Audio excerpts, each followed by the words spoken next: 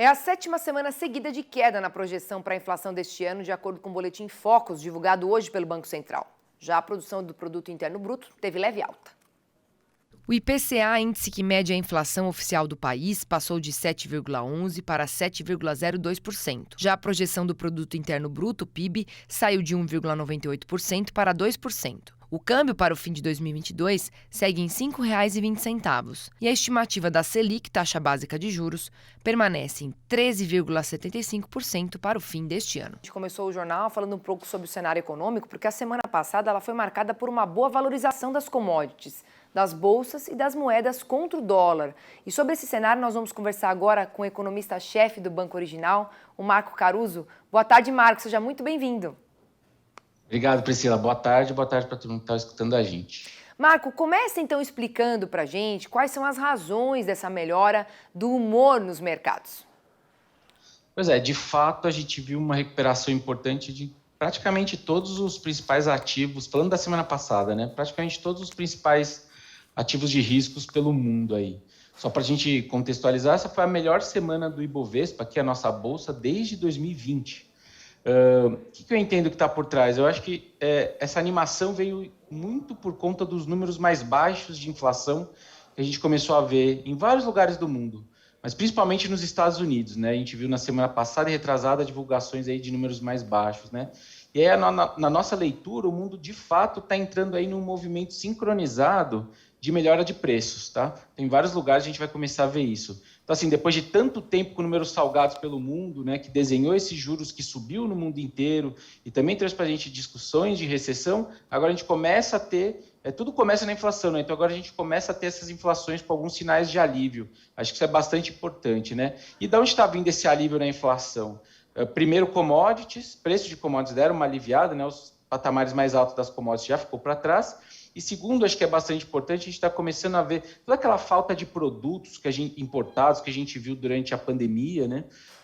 Que encareceu o frete marítimo, etc., também está começando a aliviar. Então, acho que nasce na inflação mais baixa, é a minha visão.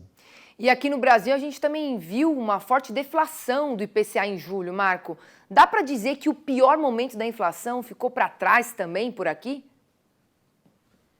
Olha, Priscila, aqui no Banco Original a gente acredita que sim, né? Esse mundo com inflação mais baixa ajuda.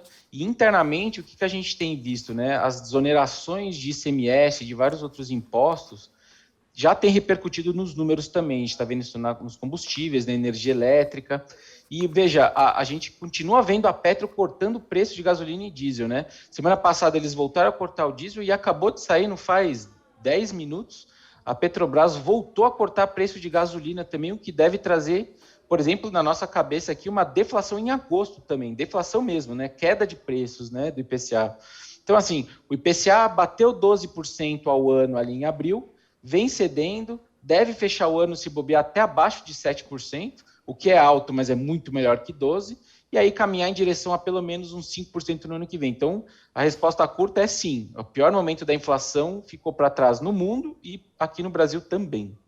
E para terminar, é importante a gente falar dessa variável que é muito importante para o produtor rural, né? O câmbio. O dólar bateu 5,50 há poucos dias atrás, fechou a semana passada perto dos R$5,05 e hoje já chegou perto dos R$5,15. De onde vem tamanha volatilidade e para onde vai o dólar, na sua opinião? Pois é, Priscila, o câmbio nunca foi fácil, mas tem épocas que fica mais difícil ainda, né? Vamos dizer assim.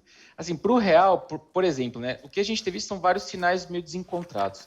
Para o real, o humor do investidor tem oscilado entre um mundo onde falta commodities, então a gente escuta várias vezes que tem aperto nas commodities, o que segura preços, né, de commodities e, consequentemente, traz um dólar mais baixo, né, porque a gente é exportador, mas também a gente começa a ouvir que tem chance de recessão no mundo, que também conversa com o preço de commodities para baixo e um dólar mais alto, né.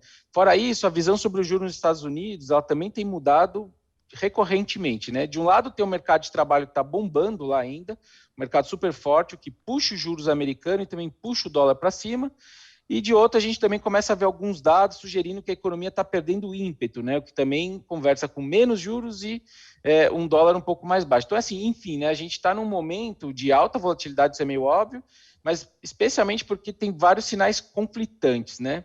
Assim, na minha cabeça, num mundo assim, a moeda ela tende a ficar oscilando mais do que o normal, né? Nenhuma novidade aqui, mas dentro de um certo intervalo, porque você sempre vai ter um porquê da moeda ser um pouco mais baixo e ser um pouco mais alto também. Então, assim, dando números, né, para falar que o economista não gosta de falar de números, fica só contando história, eu acho que, assim, quando o dólar aqui no Brasil chegar muito perto de R$ 5 por dólar, eu tendo a ser comprador, né? Eu tendo a achar que o dólar volta.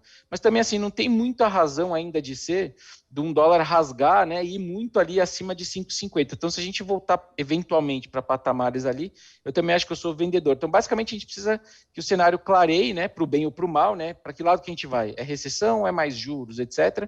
Até que isso clareie, eu acho que a gente vai ter esse dólar oscilando nesse intervalo, acho que esse é um intervalo relevante aí. Perfeito, Marco. Obrigada mais uma vez aqui pela sua participação. Boa semana para você.